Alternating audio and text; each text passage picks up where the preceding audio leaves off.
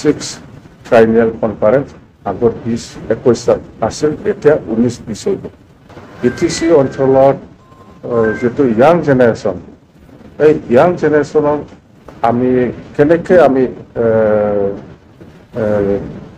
Self এমপ্লয়মেন্টৰ কাৰণে কেনেকে আমি কাম কৰিব পাৰিম তাৰ ওপৰত বেছি সিৰিয়াছ আলোচনা লাইন লগাই আছে মেলা ইউটিউবৰ মেলা আছে আৰু এইবাৰতো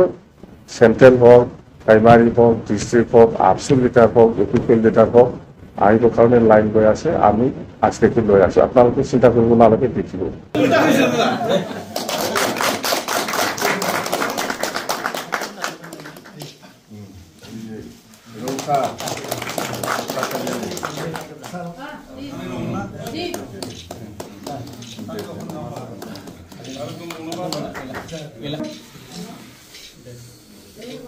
খুব ভাল লাগিল আমাৰ প্ৰবীণদা ডাঙৰীয়া আৰু বিজেপি চৌৰিয়া ডাঙৰীয়া আমাৰ লগত আকৌ ঘূৰি আহিল আৰু আমি একেলগে কাম কৰি যাম বিটিচি সকলো জাতি জনগোষ্ঠীৰ কাৰণে অকল বিটিচি নহয় বিটিচি বাদে গোটেই অসমতে আমাৰ দলৰ প্ৰভাৱটো আছে আমি যিমান পাৰে একেলগে কাম কৰি যাম এতিয়া আমাৰ যিটো বিপ্লৱ দলৰ যেটো 6 ট্রাইনিয়াল যেটো কনফারেন্স আমার এই জানুয়ারি মাহত 20-21 আসলে কিন্তু হঠাৎ পরশুরাজবংশী আখড়াসুর যেটো 21 তারিখত বন্ধ সেটো বন্ধটো খুব বেয়াকে আমার কনফারেন্সত প্রভাব পেলাব বলে এই কারণে আমি আগুৱাই নিলে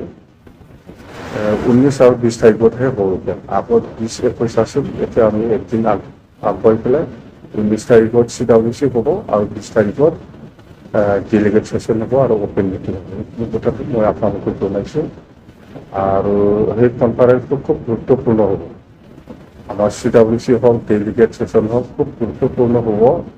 মানে আগন্তুক বিটিসি নিৰ্বাচনত কি ইস্যু লৈ পেলাই আমি ৰাইজৰ মাজত যাব বা বিটিসি চৰকাৰ আহা পিছত বিপেড দল হিসাবে সকলো জাতি জনগোষ্ঠীৰ কাৰণে কি কাম কৰিব সকলো জাতি জনগোষ্ঠীৰ জাতীয়ভাৱে যিবিলাক ইস্যু আছে বা সমস্যা আছে এইবিলাক সমস্যাটো কেনেকৈ আমি সমাধান কৰি দিব পাৰি তাৰ কাৰণে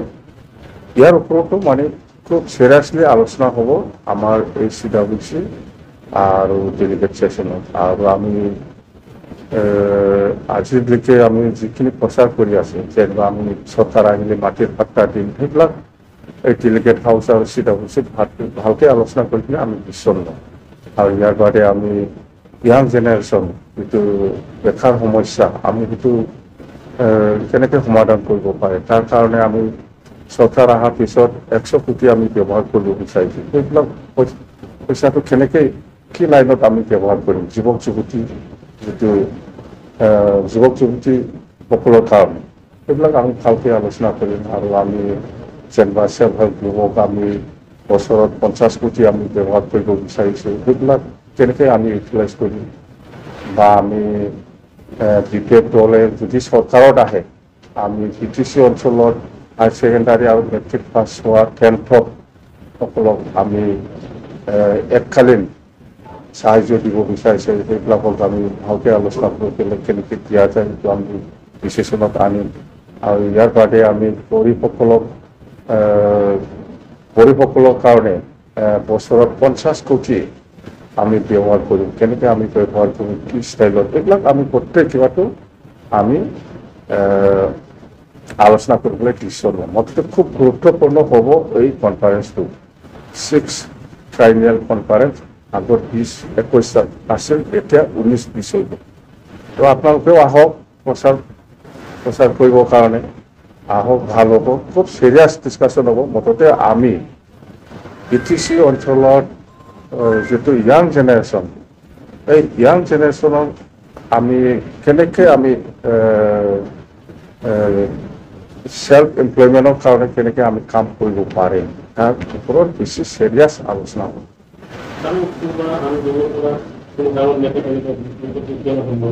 মেলা আছে লাইন লগাই আছে মেলা ইউটিউবৰ মেলা আছে আৰু এইবাৰতো চেন্ট্ৰেল হওক প্ৰাইমাৰী হওক ডিষ্ট্ৰিক্ট হওক আবচুল লিটাৰ হওক ইউটিউব লিটাৰ হওক আহিবৰ কাৰণে লাইন লৈ আছে, আমি আজকে লৈ আছো, আপোনালোকে চিন্তা কৰিব নালাগে, দেখিব।